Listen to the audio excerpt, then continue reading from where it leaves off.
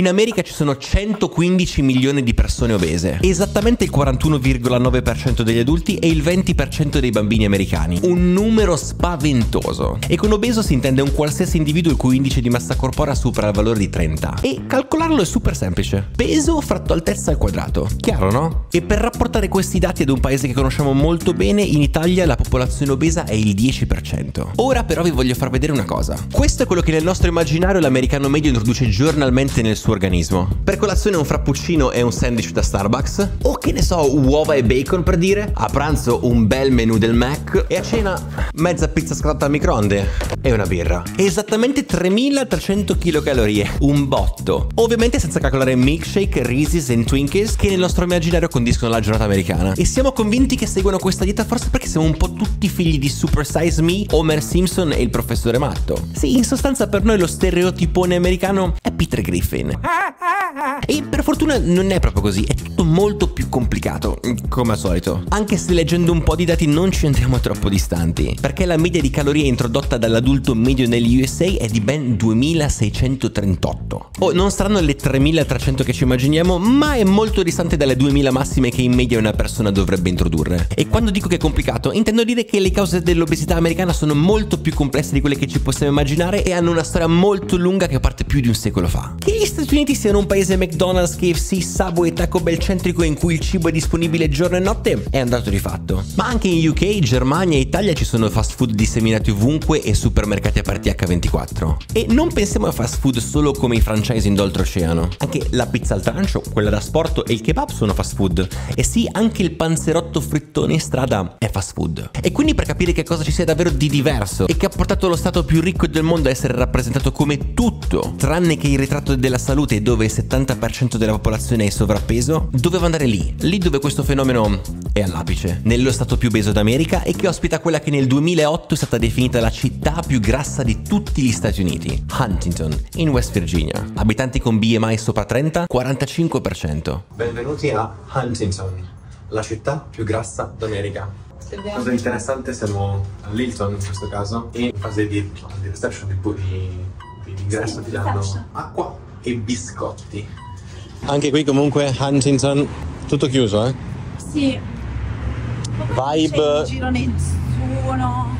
Poi ci siamo solo noi che passeggiamo e camminiamo perché non c'è un'anima. Quando sono partito per realizzare questo video nella mia testa era tutto chiaro che cosa avrei dovuto registrare. Mi aspettavo di trovare strade piene di gente, il 50% di loro nella mia testa doveva essere obeso, i ristoranti strabordanti a tutte le ore e lunghe code alle casse dei fast food. Sì, perché quando si pensa alla città più grassa d'America, credo che queste siano le scene che verrebbero in mente a chiunque, no? Ma la realtà è che Huntington è totalmente deserta. Nessuno nei fast food, 3 persone sedute nei ristoranti e se non fosse stato per 6 macchine che attraversavano il centro della città poteva sembrare totalmente abbandonata. Ma non stiamo parlando di Welch. Qui ci sono 46.000 persone che ci abitano, di cui quasi la metà obesa. Com'è possibile questa cosa? Dove sono le 25.000 persone obese? Anzi, dove diavolo sono tutti? E come fa ad essere la città più obesa d'America se fast food e ristoranti sono vuoti? È un mercoledì pomeriggio, sono le 4 del pomeriggio.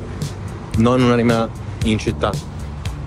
Non c'è nessuno. Sono macchine. Non ci sono persone, ci sono macchine. O persone sedute nelle macchine. Esatto. Abbiamo a che fare con automobili e non con persone. Poco traffico, c'è solo macchine che passano ma poche. E noi. Sì. Dunque, quello che ho scoperto in realtà è che Huntington è solo la punta di un iceberg grande quanto tutti gli interi Stati Uniti. Sì, perché se escludiamo New York, LA, San Francisco e pochissime altre città, questa situazione si presenta ovunque nel paese. E facendo le mie classiche ricerche ho scoperto che l'obesità non è solo questione di cibo o di scelte fatte dal singolo individuo, ma è un mix di 4 fattori, quelli che ho chiamato lo zoning, la protesi, le multinazionali delle calorie e il bottom half. Dunque, lo zoning. Quando ci immaginiamo una città americana ce la immaginiamo molto diversa dalle nostre città europee. Ma non è sempre stato così. All'inizio le cittadine americane erano simili alle nostre. C'era un piccolo centro storico creato attorno a una strada dove coesistevano attività commerciali, negozi, uffici, luoghi di aggregazione come ristoranti e cinema insieme alle abitazioni. Quella che lo Stato chiamava mixed area. Tutto era a misura d'uomo, tutto poteva essere raggiunto a piedi un po' come le nostre città. Sì, se noi vogliamo andare al bar ci andiamo a piedi, se vogliamo andare al supermercatino possiamo andarci a piedi, o se vogliamo prenderci un drink con gli amici possiamo andarci a piedi. E gli USA negli anni 20 erano esattamente così.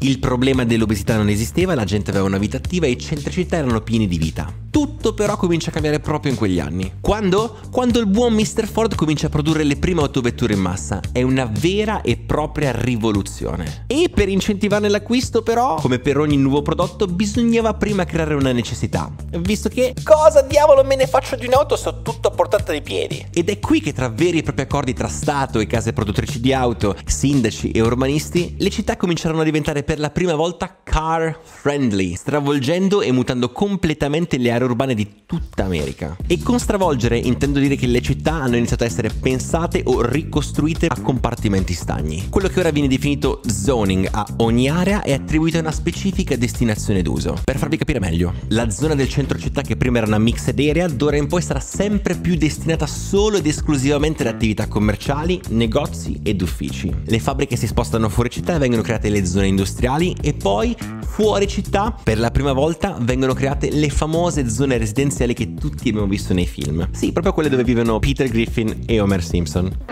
Centinaia o addirittura migliaia di piccole villette tutte uguali, a 2 piani, con un prato davanti, il box a fianco e il classico giardinetto sul retro. Veri e propri compartimenti stagni. Gli uffici sono in un'area, le industrie in un'altra, e le zone residenziali dove è proibito costruire o solo pensare di aprire un'attività commerciale in un'altra. Quindi scordatevi di trovare tra le villette un bar, un tabacco o semplicemente un supermercato. Nada, nil, nisba, solo villette. E questa cosa vale tutt'oggi. E c'è da dire che tutto questo riprogettare le città ha perfettamente funzionato per gli scopi di Ford, del governo e dell'industria dell'automobile americana. Sì, perché dal momento che la gente ha iniziato a vivere in periferia e tutta la città e i suoi servizi sono stati dislocati e quindi nulla era più raggiungibile a piedi come prima, non avere una macchina non era più un'opzione contemplabile. Ed è da quel momento che per la prima volta, siamo intorno agli anni 50, si sente parlare di un problema di obesità. Unwanted pounds creep on so easily in this motorized and mechanized age with its labor-saving devices. Although machines do much of the physical work for us today,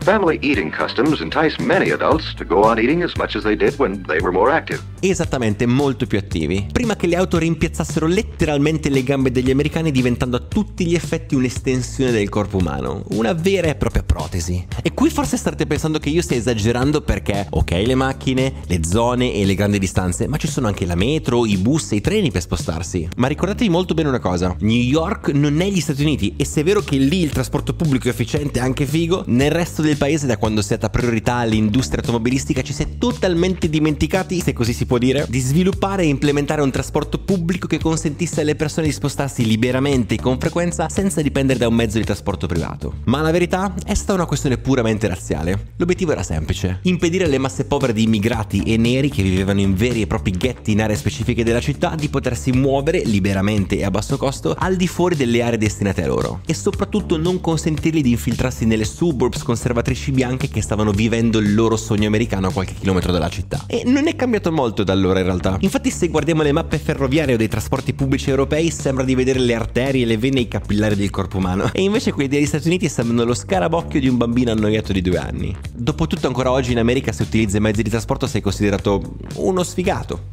un povero, come sei considerato un totale perdente se non possiedi un'auto. Questo per farvi capire quanto questa cosa, creata a tavolino negli anni 20 e 30, nei decenni successivi sia diventata parte integrante dell'individuo e base della cultura americana, portando negli anni a costruire una vera e propria società autocentrica. E non sto esagerando, praticamente negli States qualsiasi cosa può essere fatta senza scendere dalla macchina, dal classico prendere del cibo tramite il drive-thru del McDonald's, che conosciamo tutti, al salutare il proprio caro morto al drive-thru di una pompa funebre. Esatto, è tutto vero. Ci sono drive-thru per qualsiasi cosa. Avete finito i contanti? C'è la TM drive-thru. Avete incontrato l'amore della vostra vita su Tinder e volete sposarvi al primo appuntamento? Potete farlo in cappelle drive-thru. Avete 2 linee di febbre e volete del paracetamolo? Drive-thru della farmacia. O che ne so, se state organizzando una serata alcolica con amici, potete recuperare qualche bottiglia al liquor store drive-thru. Oppure, se sei povero in canna e hai bisogno degli alimenti, puoi andare al drive-thru del banco alimentare. Si può essere povero quanto vuoi e aver bisogno di alimenti, ma la macchina la devi per forza avere. Capite? Questa cosa dell'auto è così intrinseca nella cultura che la gente piano piano si è lentamente disabituata a camminare. Ci sono un sacco di parcheggi dove la gente mangia davanti ai... classicone americano, Tu prendi da mangiare in macchina, ti fermi al parcheggio e mangi dentro in macchina. Neanche parcheggi, entri dentro al McDonald's e mangi dentro. No? E a questo punto mi spiego come mai non vedevo assolutamente nessuno nei ristoranti o nei fast food a Huntington. Perché fanno tutto in macchina. Il Mac vuoto, il parcheggio pieno, un individuo per auto, tutti soli a mangiare. E finito il pasto, buttare i sacchetti in cestini con prolunga così da non farti scendere nemmeno in quel caso. E non sono solo io a dire che la gente in America si è disabituata a camminare, L'internet è pieno di post, reel o TikTok di americani in vacanza qui in Italia che si lamentano perché qui per visitare una città si cammina troppo. So you have to walk up 160 stairs. We sometimes have to train, like physically train to come to Italy because we're not used to all of the walking. Tornando un secondo allo zoning, c'è un'altra cosa importante da sapere, ovvero che l'area commerciale che inizialmente era stata prevista in centro città, con l'arrivo di grandi catene come Walmart, Kroger o Target, per renderle più accessibili alle autovetture sono state spostate fuori città, ovviamente corredate da colossali parcheggi, così da poter potenzialmente ospitare tutti contemporaneamente. Di conseguenza, se prima ci si muoveva verso la città per lavorare, fare acquisti e intrattenersi, ora ci si va solo per raggiungere il proprio ufficio, lasciando così i centri città totalmente abbandonati fuori dagli orari lavorativi. Non c'è mai, non sono pensate a misura d'uomo, ma a misura di macchina le città. Anche qui l'accesso al parco del Riverside non ha un accesso pedonale per le persone. E poi dentro ci sono i marciapiedi. Ma ci devi arrivare in macchina? Ci devi arrivare in macchina. Infatti qua siamo buttati in strada. Sì, oggi la situazione in America è questa. A piedi non ci si muove. Punto. Insomma, gli esseri umani dagli urbanisti non sono minimamente presi in considerazione. E se anche qualcuno volesse provarci, a fare 4 passi intendo, dovrebbe far fronte ad una serie di barriere architettoniche come marciapiedi che non esistono, finiscono nel nulla, strisce pedonali assenti, recinzioni, muri e sbarramenti che renderebbero impossibile a chiunque farlo. E se anche uno volesse forzare un po' il sistema infrangendo le regole, finirebbe solo in un dedalo di rampe autostradali o molto probabilmente solo nel mega parcheggio del centro commerciale di prima. Niente in America è più a misura d'uomo. Sì, perché quella che per noi in Europa è un semplice mezzo di trasporto, per gli americani potrebbe tranquillamente essere definita un'estensione del corpo umano. O forse sarebbe meglio dire un vero e proprio sostituto delle loro gambe. Sometimes loneliness, disappointment, or sheer boredom tempt young and old alike to indulge in food to the point where eating replaces other normal activities. Don't be sad if you're bored. We got a solution for you. It comes from the future and it's called the internet. It's the best way to watch your favorite movies, book your holidays, your plane tickets and the best hotel in the world. But there's more. There's a cheaper way to do all these things on the web. You don't believe me? Go to novpn.com/Andy and try the best VPN on the market.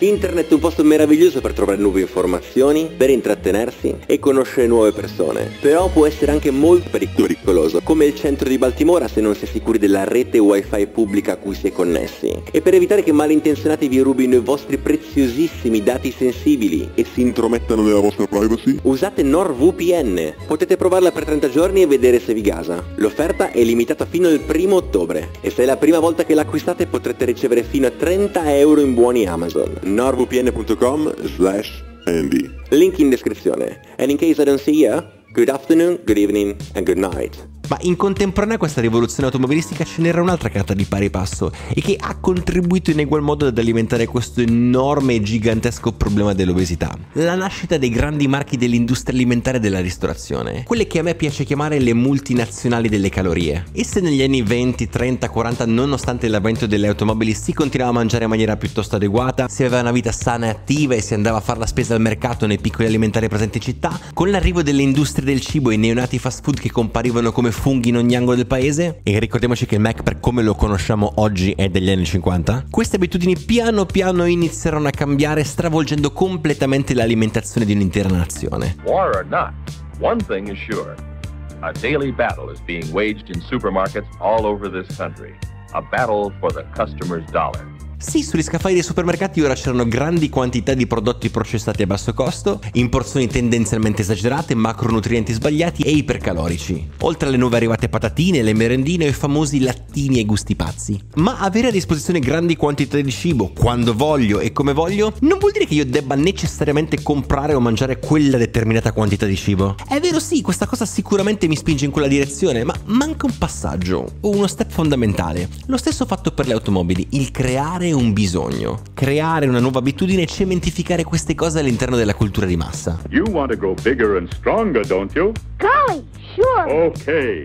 A sandwich daily and 2 slices of Wonder Bread every meal give you 8 elements you need. E come si convince una popolazione? Come si cambia per sempre una cultura? Con la televisione, con i suoi palinsesti e con loro. Le campagne marketing, la propaganda, la pubblicità, colossali campagne pubblicitarie esagerate, non controllate, spessissimo palesemente menzognere, mandate ripetutamente in onda solo per convincere la popolazione ad acquistare sempre di più e convincerli che cambiare dieta era cosa buona e giusta. E ha funzionato. I like to look through them. They're especially good if you have only 5 cents. People should buy 5 flavor Lifesavers. I asked my mommy to buy them at the supermarket. Ma lo Stato al posto di fermare questo trend distruttivo per la salute, ha cavalcato l'onda creando anche lui, come gli altri, vere e proprie campagne TV pseudo-educative e di sensibilizzazione basate su fantomatici studi universitari che però di scientifico non avevano assolutamente nulla. Solo per incentivare l'acquisto di uno specifico alimento in cui aveva grandissimi interessi economici dietro. Abbiamo tonnellate di latte in polvere che ci sono avanzate dalla guerra. Cara popolazione, il formaggio e il burro fanno benissimo, mangiatene di più. Certain foods are essential. We must have them daily for the sake of health. Meat, cheese, fish, poultry, and eggs, 1 a day preferred. Cereal and bread, rich golden butter, and milk to drink in ice cream and in cheese.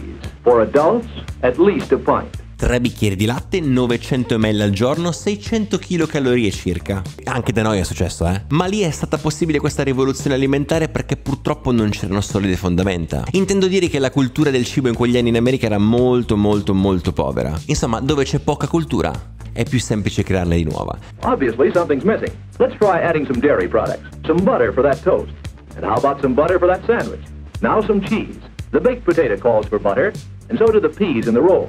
Let's choose ice cream for the dinner dessert. And of course, a glass of milk with every meal. E poi, passato il boom economico e la corsa allo spazio e la guerra fredda, si arriva ai giorni nostri, dove la distribuzione della ricchezza nello Stato è totalmente squilibrata, dove l'80% della ricchezza è posseduto solo dal 20% della popolazione e il 50% del totale è praticamente povero in canna. Quello che viene chiamato il bottom half. Quello tendenzialmente meno istruito, più facilmente manipolabile, nipote di quelle campagne menzognere degli anni 50 e figlio di chi non può permettersi un pasto salutare perché non sa neanche di averne bisogno, forse più semplicemente perché non può proprio permetterselo economicamente. Frutta, verdura e alimenti sani ci sono. Al Walmart per esempio sono proprio all'ingresso, ma sono cari e meno reperibili rispetto a pizza, burger e taco. Insomma, conviene mangiare pollo fritto rispetto ad una porzione di cavolette di Bruxelles. E parlo per esperienza personale. You can't cook this for $10. Without our secret recipe, you can't cook it at all. E la scuola di certo non aiuta a formare nuove sane generazioni. Avete mai visto cosa servono nelle mense in America? How's your pizza for breakfast? In all of my years, I've never seen pizza given for breakfast in any country. Pizza, latte e bibita colazione. E questa nello specifico è una scuola pubblica di Huntington nel 2010, esattamente 2 anni dopo aver ricevuto la nomea di città più obesa d'America. Neanche la vergogna mediatica è servita a cambiare le cattive abitudini. Ed è assurdo pensare che un posto che dovrebbe educare a 360 gradi non riconosca l'importanza di una dieta sana e di un'educazione alimentare, soprattutto a quell'età. Non ha assolutamente senso. Non c'è nessuno dietro di me, non c'è nessuno qui, non c'è nessuno qui, non c'è nessuno qui, e non c'è nessuno qui. La strada è vuota, deserta, sono le 9 meno 20. Ma infatti non so perché stiamo aspettando il semaforo noi. Sono 46.000 gli abitanti. È stata pensata molto probabilmente per il doppio di questi abitanti, che erano quasi 100.000 un tempo negli anni 50. Ed è rimasta così, è solo che con la metà degli abitanti, e quindi la metà delle cose è vuota, la metà delle cose è lì. Da allora tutto fermo. Huntington doveva insegnarmi qualcosa, come ogni viaggio in realtà, in questo caso solo a proposito dell'obesità, almeno questo era il piano. Ma la desolazione, i negozi chiusi, le attività fallite mi hanno fatto capire che dietro un problema attualissimo come quello dell'obesità, apparentemente legato esclusivamente al cibo, in realtà c'è una storia lunga più di un secolo in cui dentro c'è di tutto. Case automobilistiche, ingegneri, urbanisti, sindaci, la televisione, il governo, la completa rivoluzione di abitudini quotidiane e la droga. Microdosing is for pussies. Just see a bunch of them, but not like 10 people. No, it's a lot more than that here in Huntington. Yeah. It's the methadone clinics bring them. And Huntington gets paid money from grants from the government, the federal government. To bring them in. to treat them. E il fatto è che la realtà di Huntington, 46.000 abitanti, città dei primi del Novecento, un importante hub per la produzione, i trasporti e l'industrializzazione, ora in totale decadenza e famosa solo per gli eccessi del cibo e degli oppioidi, è la storia di altre migliaia di città sparse in tutti gli Stati Uniti. Città progettate e gestite male, pseudo-deserte e in totale fallimento, e che diventano nel tempo lo specchio dei problemi dello Stato. Un paese in cui il governo e le industrie per 70 anni non hanno mai saputo mettere al primo posto la salute dei propri cittadini o dei propri clienti, ma sono sempre stati molto bravi a mettergli le mani in tasca e convincerli a bere più latte, mangiare più formaggio ed avere sempre un dessert a base di gelato, perché vi rende più forti e in salute. This is America.